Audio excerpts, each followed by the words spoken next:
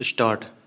मैं 18 साल का था, अकेला था और एक नौकरी की तलाश में था।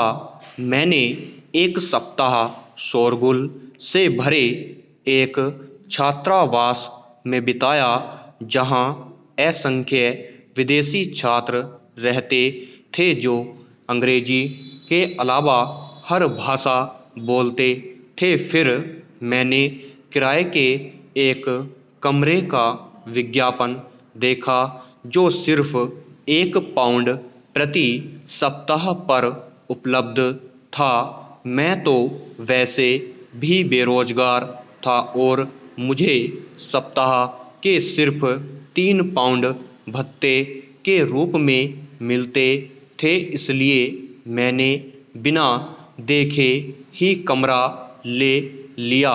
वह कमरा एक इमारत के सबसे ऊपर बनी एक छोटी सी अटारी निकला।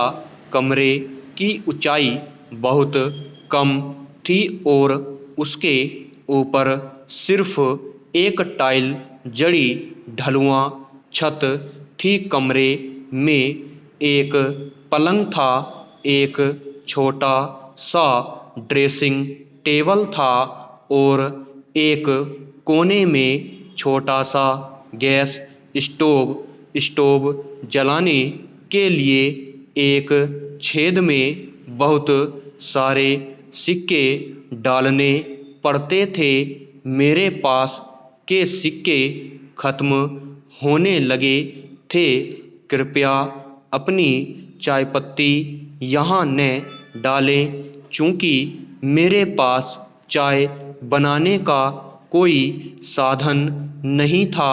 उससे भी मेरा सामान कम ही होता था।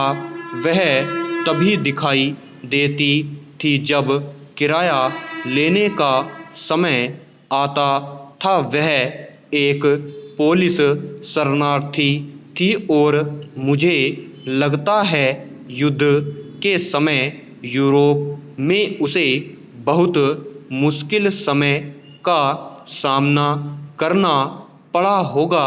वह अपने कमरे से बाहर बहुत कम निकलती थी।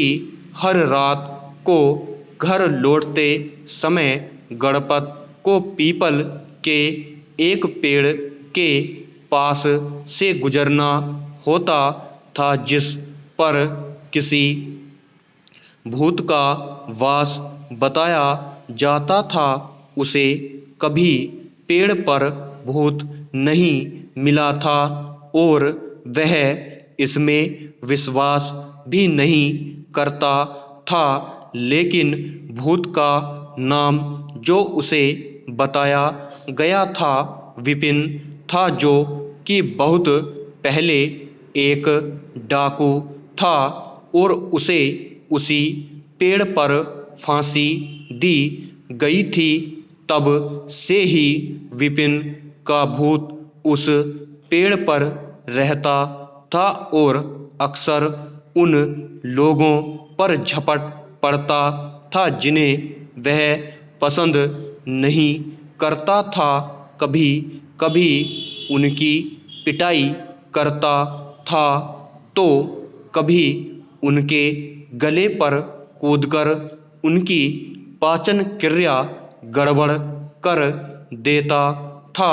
शायद गणपत के बार बार उस पेड़ के नीचे से आने जाने के कारण विपिन उससे नाराज हो गया था, क्योंकि एक रात को उसने गणपत पर हमला करने का फैसला कर लिया।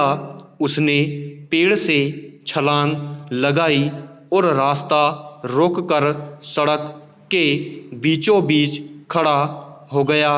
वह चिल्लाया, तुम अपनी बैलगाड़ी से नीचे उतरो, मैं तुम्हें मारने जा रहा हूँ और एक जगह पर ही खड़े हो जाओ।